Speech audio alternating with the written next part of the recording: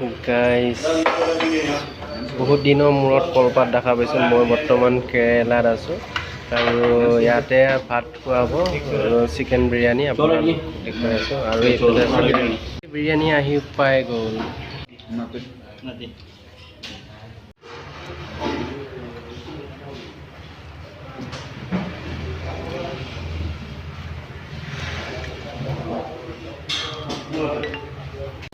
কি ক'ম এতিয়া, কলপাতৰ খাই আছোঁ। এতিয়া 120 টকা ফুল ভাত বিৰিয়ানী 120 ফুল ভাত ফুল আৰু বিৰিয়ানী মাত্ৰ 120 টকা ইয়াত। আৰু বহুত দিনৰ মূৰত কলপাতৰ খাই পাইছোঁ, ভাল লাগিছে। আৰু